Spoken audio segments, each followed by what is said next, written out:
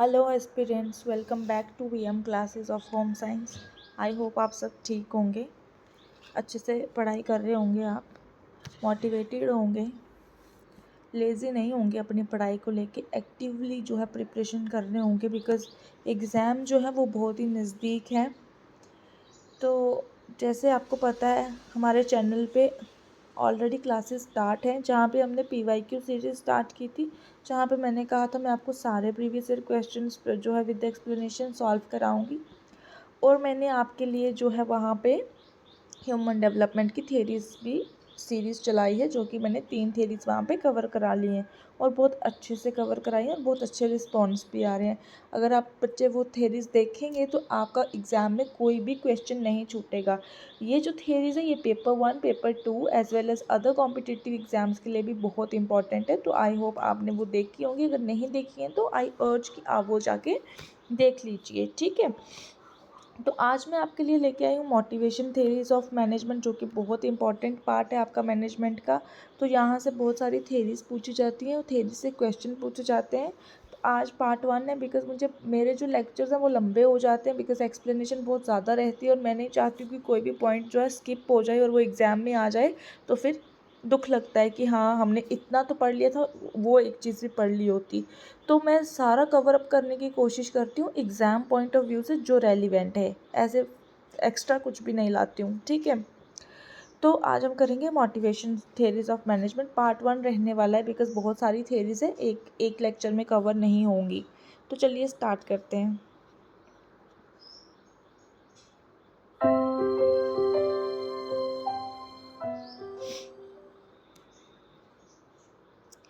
तो मैंने आपको बताया ना बहुत सारी थेरीज़ हैं। तो मोटिवेशन थेरीज़ ऑफ जो भी मैनेजमेंट है उसमें सबसे पहले रहती है आपकी मैस्लो की theory of need, hierarchy theories of need, जिसमें 5 थेरीज़ रहती हैं। वन हम ये सारी कवर करेंगे आज के लेक्चर में, जितनी कवर हो सकती होंगी मैं पूरी कोशिश करूँगी, ठीक है, कवर करने की।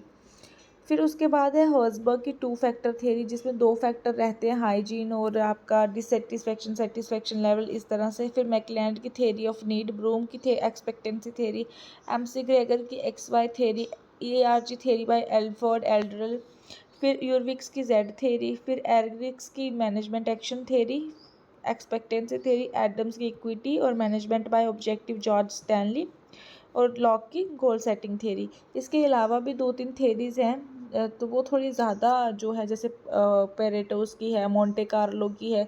ये सारी थ्योरीज़ जो है मैनेजमेंट वाले बच्चों के लिए ज़्यादा इंपॉर्टेंट हो जाती है, तो हमारे एग्ज़ाम पॉइंट ऑफ व्यू से यही रेलिवेंट है।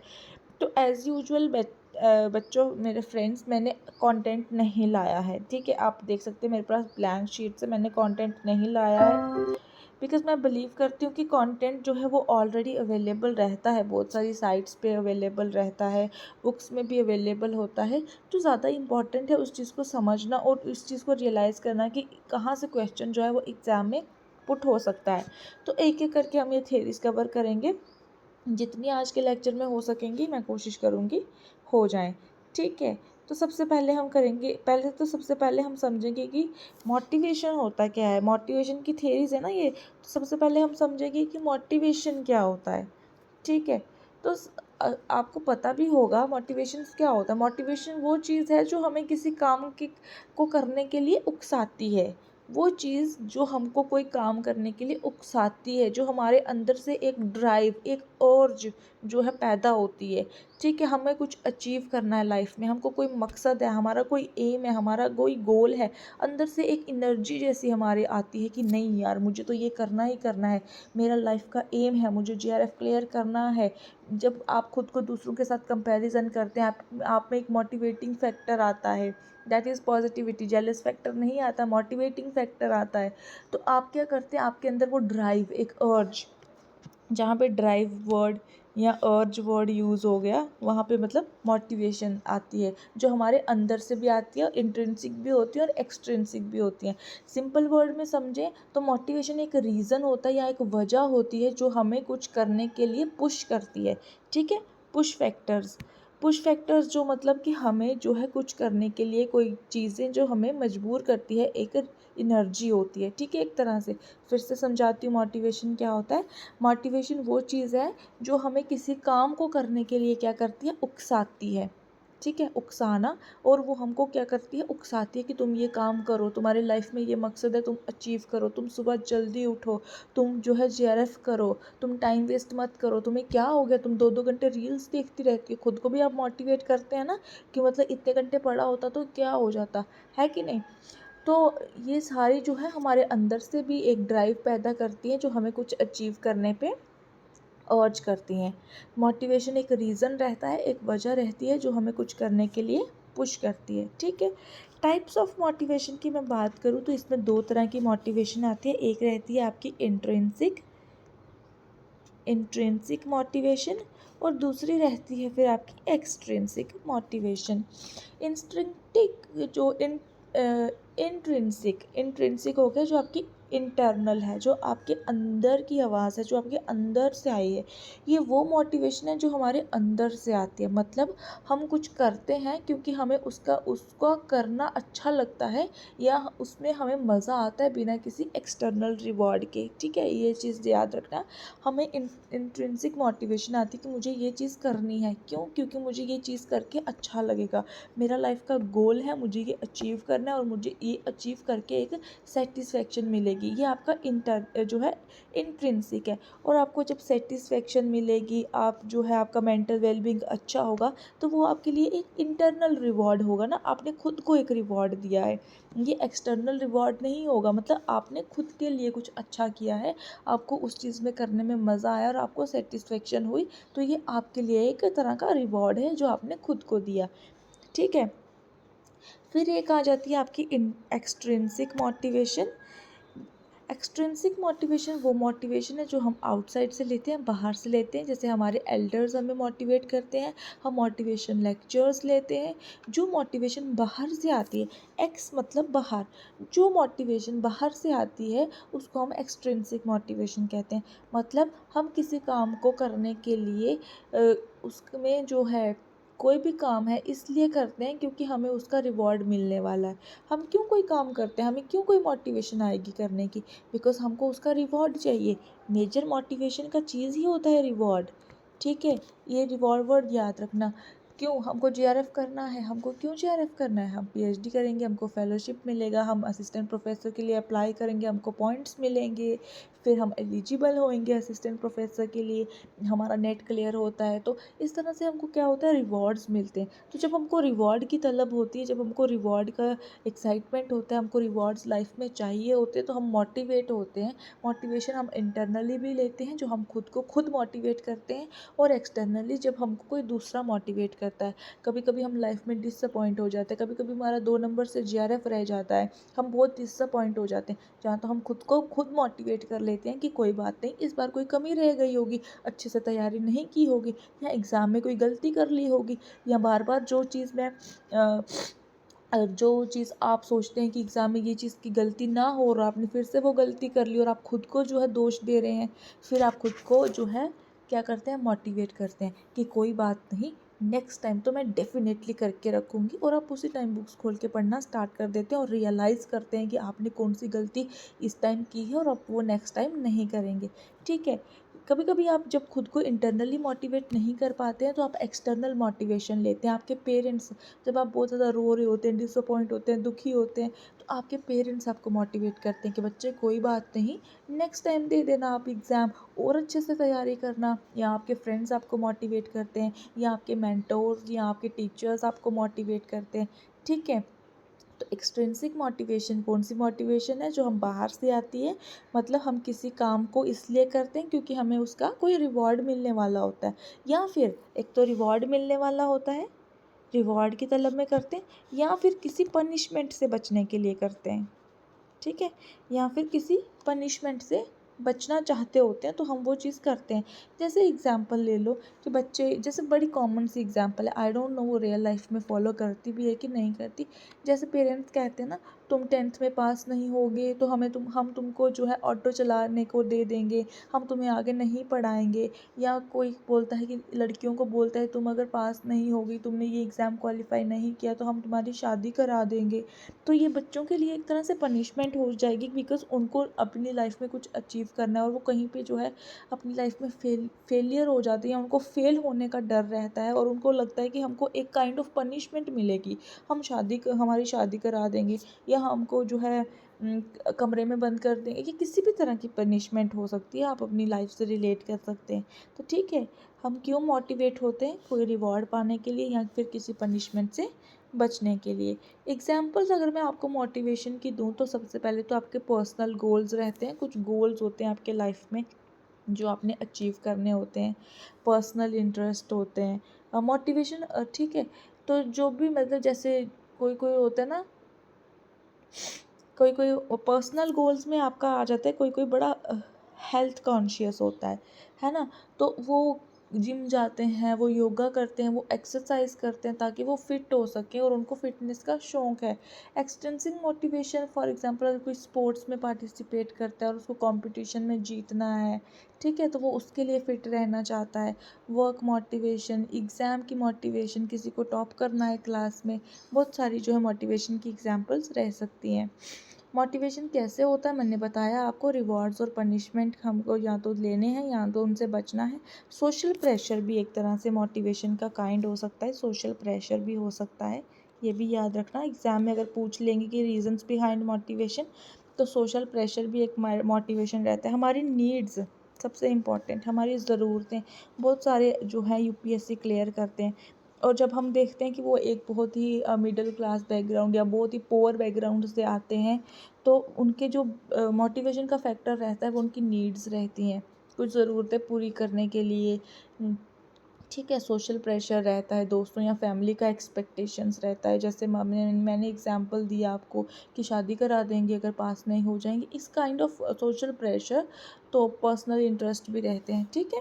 तो मोटिवेशन जो भी रहते हैं वो तुम्हारे गोल्स अचीव करने में बहुत हेल्प करती है। मोटिवेशन, जब हम मोटिवेटेड होते हैं तो हम ज़्यादा एनर्जी के साथ अपना काम करते हैं।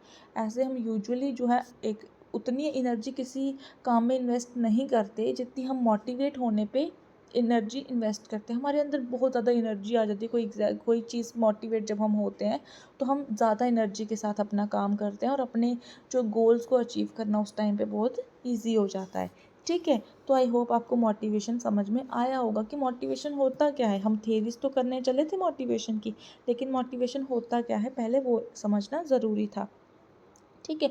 बहुत सारी थेरीज़ हैं मोटिवेशन की जो मैनेजमेंट को लेके दी गई हैं। तो सबसे पहले हम करेंगे मैस्लो की थेरी ऑफ हायरार्किकल नीड्स। तो मैस्लो की जो हायरार्की ऑफ नीड्स है उसमें क्या कहा है मैस्लो ने, ठीक है। तो हम करेंगे अभी मैस्लोज की,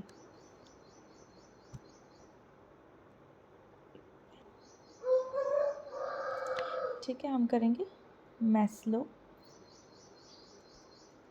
हायरार्की ऑफ, शॉर्ट में लिखूँगी, आप बस मैंने आपको बोला है, मैंने कोई कंटेंट नहीं लाया है, आपने ध्यान देना है किस चीज़ पे, मेरी एक्सप्लेनेशंस पे, उस चीज़ को समझने में। और मैं बार बार आपको बताऊंगी कि एग्ज़ाम में क्वेश्चन कहाँ से पुट हो जाएगा, तो आपने उस चीज़ पे भी ध्यान देना है, ठीक है। मैस्लो की हायरार्की ऑफ नीड्स थ्योरी। तो जो सबसे पहला क्वेश्चन फ्रेम होगा वो ये पूछ लेंगे एग्ज़ाम में कि who was the person who said that when all needs are fulfilled, तो एक इंडिविजुअल जो है वो कंप्लीट होता है। या फिर जब इंसान खुद को कंप्लीट करता है तो वो कौन सी स्टेज है मैस्लो की थ्योरी ऑफ हायरार्की नीड्स, ठीक है। तो बहुत तरह के क्वेश्चन इसमें से फ्रेम हो सकते हैं। तो सबसे पहले तो जो इब्राहिम की मैस्लो ऑफ हायरार्की नीड है, मोटिवेशन थ्योरी है, ये एक साइकोलॉजिकल थ्योरी है, ठीक है। कौन सी थ्योरी है? साइकोलॉजिकल, ये साइकोलॉजिकल में फॉल करेगी। ये एक साइकोलॉजिकल थ्योरी है जो मैस्लो ने दी है और मैस्लो ने कहा है इसमें कि जो भी इंसान की जो भी ज़रूरतें हैं, ठीक है, जो भी इंसान की नीड्स हैं वो कुछ जो है एक स्पेसिफिक ऑर्डर में पूरी होती हैं, ठीक है। मैं बताती हूँ इसने क्या कहा है। मैस्लो ने कहा है, ये एक साइकोलॉजिकल थ्योरी है, और इसमें मैस्लो ने कहा है कि जो इंसान है, जो ह्यूमन बीइंग है, उसकी कुछ नीड्स होती हैं, कुछ ज़रूरतें होती हैं जो कि स्पेसिफिक ऑर्डर में पूरी होती हैं। एक पर्टिकुलर उसका एक स्पेसिफिक ऑर्डर है जिसमें वो नीड्स फुलफ़िल होती हैं, ठीक है। ये ज़रूरतें जो हैं मैस्लो ने हमको एक पिरामिड शेप में बताई हैं, उल्टा ट्रायंगल आपका। ये ज़रूरतें जो है एक पिरामिड की फॉर्म में दिखाई गई हैं मैस्लो ने हमें, जिसमें नीचे से जिसमें नीचे से ऊपर तक डिफरेंट लेवल्स हैं, ऐसे लेवल्स हैं, ठीक है। और मैस्लो कहते हैं कि जब तक एक लेवल की ज़रूरत पूरी नहीं होती, इंसान अगले लेवल पर फोकस नहीं कर सकता। आई बात समझ में? मैस्लो ने क्या कहा कि इंसान की कुछ ज़रूरतें होती हैं जो बताती हैं, जो इंसान की कुछ ज़रूरतें हैं जो स्पेसिफिक ऑर्डर में फुलफ़िल होती हैं, और इसको पिरामिड फॉर्म में बताया है कि जो ज़रूरतें ऊपर से नीचे नहीं, नीचे से ऊपर जाती हैं, ठीक है, ग्राउंड टू अपवर्ड, ठीक है, डाउनवर्ड टू अपवर्ड, ठीक है। तो इसमें मैस्लो कहते हैं कि जब तक एक लेवल की ज़रूरत पूरी नहीं होगी, इंसान अगले लेवल पर फोकस नहीं कर सकता। ये फर्स्ट लेवल अगर पूरा नहीं होगा तो इंसान सेकंड लेवल, थर्ड लेवल पे नहीं जाएगा, उसको फर्स्ट लेवल अपना पूरा कंप्लीट करना है। फर्स्ट लेवल यहाँ पे जो है वो है आपका फिजियोलॉजिकल नीड्स। कौन सा? Physiological needs. आप गूगल पे पिक्चर खोल के देख सकते हैं, वहाँ पे आपको दिखेगा फिजियोलॉजिकल नीड्स, बेसिक ज़रूरतें, ठीक है। फिजियोलॉजिकल नीड्स मतलब बेसिक ज़रूरतें, हमारा खाना, हमारा पानी, हमारी हवा, हमारा सोना, हमारे रहने की जगह, ठीक है, जो हमको सर्वाइवल में हेल्प करते हैं। कब? बेसिक चीज़ें, जो रोटी कपड़ा मकान, ठीक है, इस तरह से चीज़ें, तो जो हमको ज़रूरतें हैं ज़िंदा रहने के लिए। यहाँ पे फिजियोलॉजिकल नीड्स में कौन सी चीज़ें आ जाएंगी? वो सारी चीज़ें जो हमें ज़रूरत है ज़िंदा रहने के लिए, हमारे सर्वाइवल के लिए, ठीक है, बेसिक चीज़ें। यहीं से क्वेश्चन पुट हो जाएगा कि what is that stage called, जहाँ पे हमारी जो बेसिक ज़रूरतों के बारे में कहा है उसमें मैस्लो ने, या फिर असर्शन रीज़न में पूछ लेंगे कि मैस्लो ने ऐसा कहा है कि जो थेरीज जो स्टेजेस हैं, अगर एक कंप्लीट नहीं होगी तो हम नेक्स्ट स्टेज में जा सकते हैं या नहीं जा सकते। इस तरह से आपको घुमा फिरा के क्वेश्चन पूछ लेंगे, ठीक है।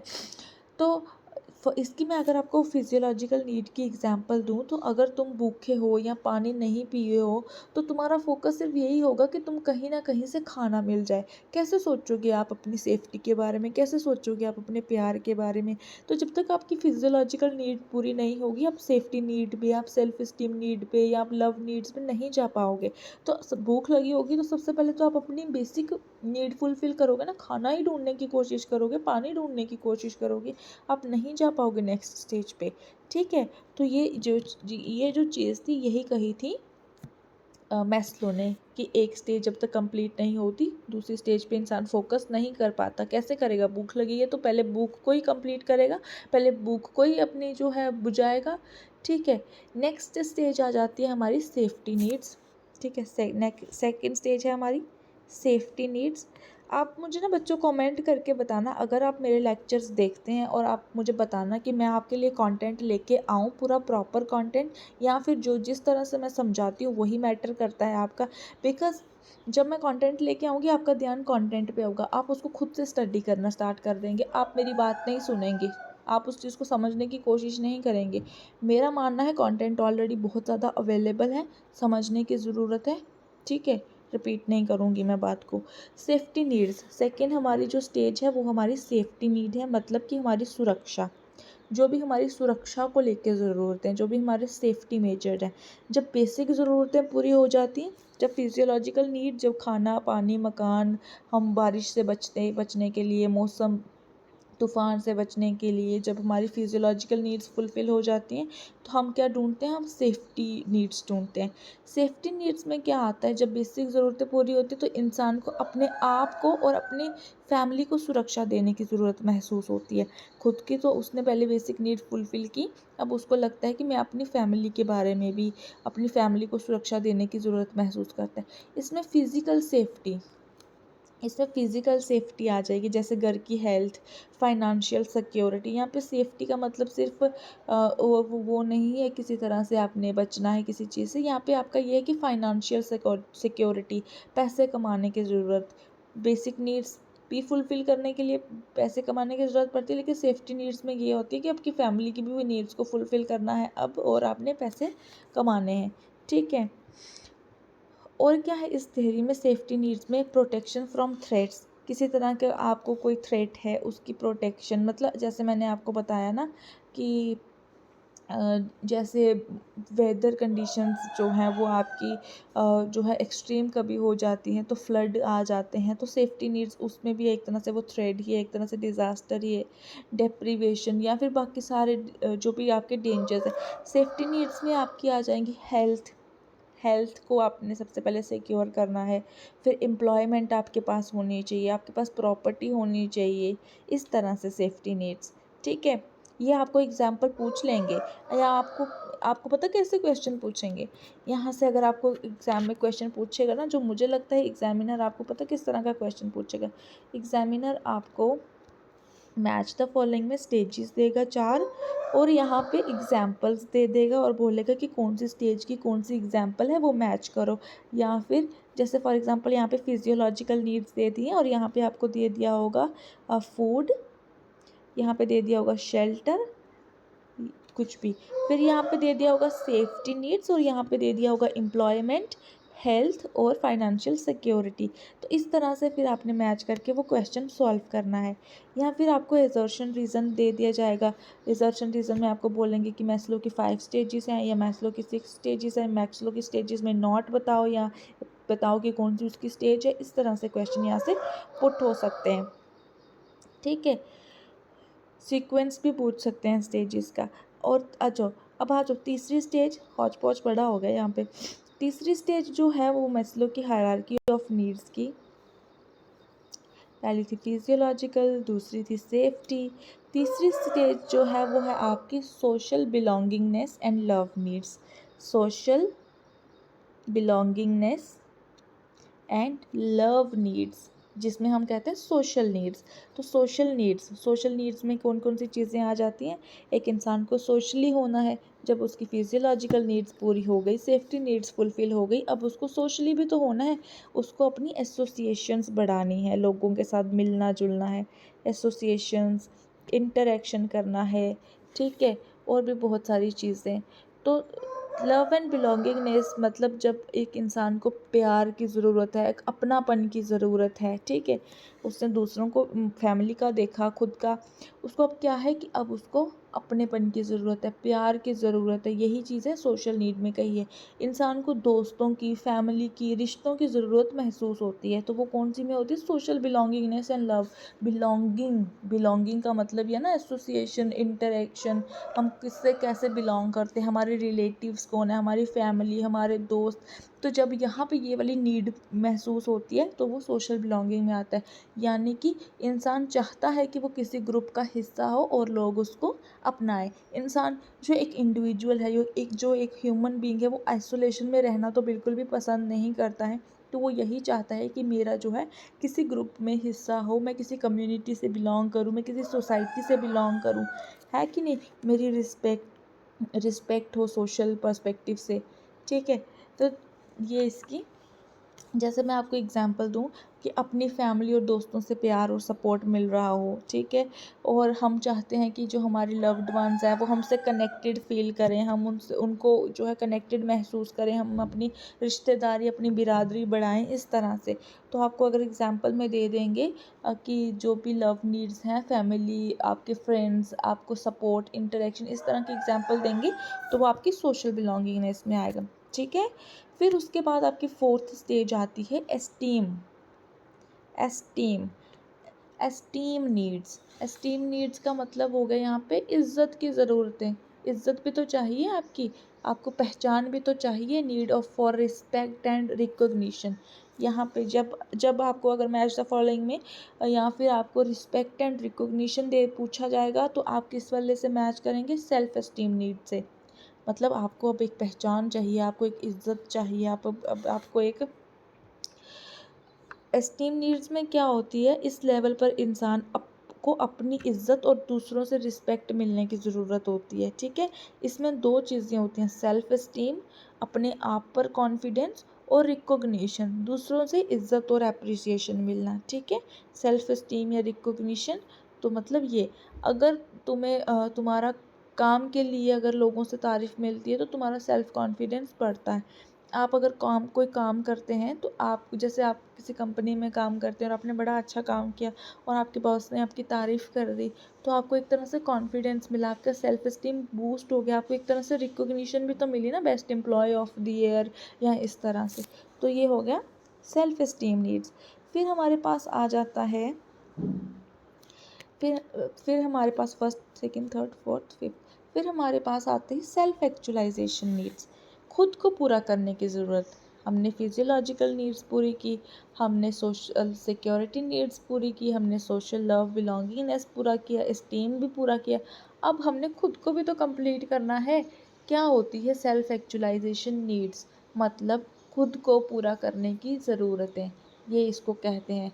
The opportunity for personal development, खुद को भी पर्सनली डिवेल्प करना है, हमने कुछ सीखना है, नॉलेज गेन करनी है, मतलब किसी भी तरह से हम नॉलेज गेन कर सकते हैं। Self actualisation highest level of need रहता है जिसमें ह्यूमन बीइंग जो है वो एस्पायर होते हैं। मैं आपको अच्छे से समझाती हूँ सेल्फ एक्चुअलाइजेशन क्या है। इस पर ही आपको स्टेटमेंट दे के पूछ लेंगे कि ये चीज़ क्या है। ये सबसे ऊपर का लेवल है सेल्फ एक्चुअलाइजेशन। यहाँ इंसान अपने पोटेंशियल को पूरा करने की कोशिश करता है, जो उसका पोटेंशियल है, उसकी जो ख्वाहिश है, उसका जो पोटेंशियल है, ठीक है।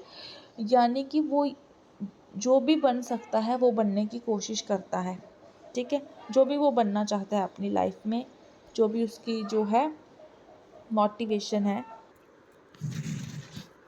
तो जाने कि वो जो भी बनना चाहता है वो बनने की कोशिश करता है। अगर वो रिच पर्सन बनना चाहता है, या फिर वो एक अच्छा इंसान बनना चाहता है, या उसके पास कोई यूनिक सा टैलेंट है और उस टैलेंट को वो कुछ अचीव करने की कोशिश करता है, या किसी आर्ट फॉर्म में मास्टर्स होना चाहता है, या फिर दुनिया में कोई भी नया कुछ कंट्रीब्यूशन करना चाहता है, तो जो भी उस इंसान का पोटेंशियल है, ठीक है, ये टर्म भी याद रखना, जो भी उसका खुद का पोटेंशियल है वो उसको कंप्लीट करने की कोशिश करता है। सब कुछ किया उसने, अब वो चाहता है कि मेरा मन है मैं अपना यूपीएससी क्लियर करूं, मेरा मन है मैं एक अपनी आर्ट गैलरी खोलूं, मेरा मन है मैं अपनी पेंटिंग करूं, मेरे को ये चीज़ करना अच्छी लगती है, ठीक है। तो इस तरह से जो भी वो चाहता है कि कर सकूं मैं, वो करता है, ठीक है। तो ये थी आपकी सेल्फ एक्चुअलाइजेशन। और अच्छे से समझाऊं तो जहाँ पे भी आपको पोटेंशियल, अपने खुद को पोटेंशियल को डिवेल्प करने की जो है सोचता है, और जहाँ पे वो अपनी टेंडेंसी जो उसकी है वो अपनी लाइफ में एक्चुअलाइज्ड हो जाता है, वो सेल्फ फुलफिलमेंट करने की सोचता है, ठीक है।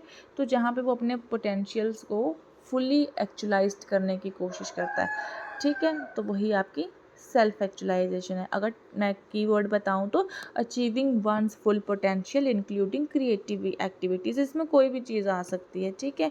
अब यहाँ पे जो है मैस्लो ने स्पेसिफिकली नेगेटिव या पॉजिटिव की चीज़ें नहीं बताई कि अगर इंसान चाहता है कि वो क्राइम करें या इस तरह से, नहीं बताया है, बस उसने कहा है कि सेल्फ फुलफिलमेंट नीड्स, ठीक है। तो कितनी चीज़ें पहले बताई उसने? तीन चीज़ें बताई पिरामिड में, जहाँ पे हमने सबसे पहले बेसिक नीड्स पढ़ी। बेसिक नीड में दो चीज़ें आती हैं, फिजियोलॉजिकल नीड्स, ठीक है, जिसमें फूड हमको चाहिए, खाना चाहिए, पानी चाहिए, हमको रहने के लिए मकान चाहिए, रेस्ट चाहिए, ठीक है। फिर आ जाती है सेफ्टी नीड्स, जिसमें सिक्योरिटी चाहिए, सेफ्टी चाहिए, फाइनेंशियल सिक्योरिटी, एम्प्लॉयमेंट चाहिए। तो ये दोनों चीज़ें किस में आ जाती हैं? फिजियोलॉजिकल नीड्स में, ठीक है। फिजियोलॉजिकल नीड्स में basic need, I am so sorry, basic needs किस में आती हैं ये चीज़ें? बेसिक नीड्स में। कौन कौन सी दो स्टेजेस? फिजियोलॉजिकल और सेफ्टी नीड्स आती हैं बेसिक स्टेज में। फिर जो आपकी बिलोंगिंगनेस और आपकी एस्टीम नीड्स हैं, जो आपकी सोशल नीड और एस्टीम नीड्स हैं, वो आपकी आती हैं फिजियोलॉजिकल नीड्स, साइकोलॉजिकल नीड्स में। वो आपके दिमाग से थोड़ा रिलेटेड है ना, आपको प्यार से चाहिए, आपको कॉन्फिडेंस चाहिए, आपको रिस्पेक्ट चाहिए। तो मैंने क्या बताया, जो आपकी बिलोंगिंगनेस और लव वाली स्टेज है, जो कि सोशल स्टेज है, और जो आपकी सेल्फ एस्टीम स्टेज है, जो आपकी सेल्फ एस्टीम स्टेज है, वो कौन से वाली उसमें फॉल करती हैं लेवल पे? साइकोलॉजिकल नीड्स, ठीक है, साइकोलॉजिकल नीड्स पे। फिर आपकी एक आती है खुद, एक जो सेल्फ एक्चुअलाइजेशन, मतलब ऊपर की स्टेज, ठीक है। आई होप आपको ये अच्छे से समझ में आया होगा। और एक और मैं तरीका बताती हूँ चीज़ें याद रखने का, आपने पिक्चर देखनी है।